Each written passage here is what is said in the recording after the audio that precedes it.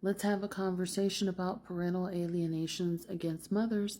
Hi, my name is Dr. Natalie Jones. I'm a licensed therapist. I've been counseling women and men who have experienced abuse as well as those who have been perpetrators of abuse and other violent crimes. I have a question from a commenter here. Dr. Jones, can you discuss parental alienation against mothers? This is my current situation involving my ex-husband and our children. It seems like our children are overly loyal to my ex and even idealize him all white and see me as the enemy, all black. My children are also erasing history or rewriting history and making it seem as if I weren't there at all. I've been present in the same home for years, physically, financially, and emotionally. My children are using words that aren't theirs, rhetoric from their father. He has way too much influence over them. He even encourages the kids to not rely on me, and they listen. I can go on, but I will say that this started after our separation. Please help. Thank you, Dr. Jones. Wow. So this is a common situation. I've seen it time and again when I've worked on family court cases and things of that nature where, during the breakup or after the breakup or, one parent tries to sway the children's opinion and how they interact and communicate with the other parent. And it's a manipulative ploy to get the children to utilize and manipulate the children and weaponize them against the parent who stays, the parent who labors, who does all the work, who invests in the children, not just financially, but physically and emotionally, as was said. And they do this because they know that your children, they know that you care about your children and that you are fighting for your children. And so they're trying to turn them against you, to harm you. And I can't tell you how harmful parental alienation and coaching is. Sometimes parents don't ever recover, parents nor children ever recover from that, meaning that, they never get a good quality relationship, and it just depends on the manipulative parent, how far they're willing to go, how much the children listen to and are influenced by that parent who can be manipulative. Age also plays a factor, as well as custody. So I'm not sure how long the children stay with a parent that is trying to turn them against you, but if they're spending a good amount of time versus like children who might go every other weekend or every other summer, things like that. But if they're going if it's like 50-50, you're going to be fighting an uphill battle the whole way. It's going to take a huge, it's going to take a toll on you. So I would recommend getting some counseling, both individual and with the children, if you can. Now, if you get counseling with your children, the other factor that comes into play, if you guys are divorced and there's a custody agreement, would be the custody decree. And so if both of you have custody, then the other parent would have to agree to counseling with the children, agree to you going to counseling with the children, and they would have to agree to whoever you decide to see and things like that. I'm just telling you now, because a lot of counselors find themselves in sticky situations when the other parent calls them up and says, "Hey, what are you doing counseling my kids?"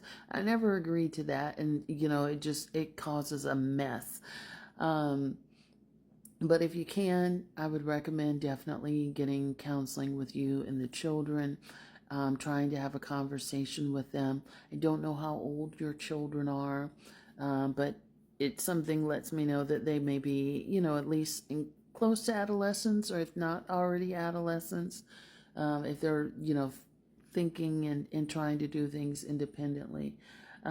So if they are, again, that's a little bit older, and the older the children get, the longer that this goes on, the harder the battle is going to be to pull them out of that mindset.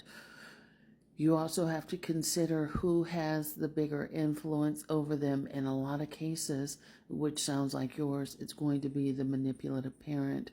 But again, I would recommend, if you can, not getting in that battle of your dad or the other parent is a bad parent, but just getting into, like, whenever your child says something about you that doesn't align with who you are or what's been going on, you can sort of ask them, what evidence do you have of that? Where did that come from? What have you seen and observed of me with your own eyes? So maybe sort of challenging the reality if you can.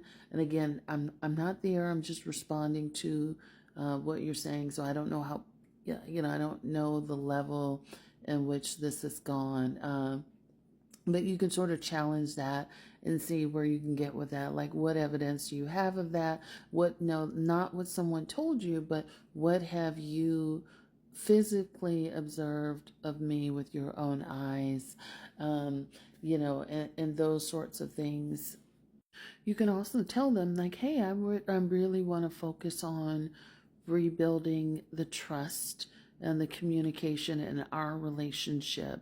So you can have a heart-to-heart with them and say, in order for me to do that with you, I need to communicate with you in a respectful manner.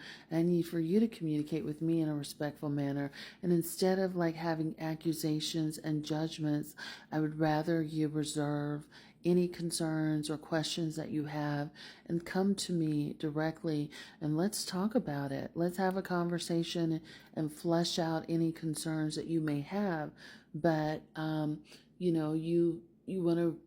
you can educate them about reserving judgment until they've heard both sides, or until they've seen evidence otherwise, to paint you in this light.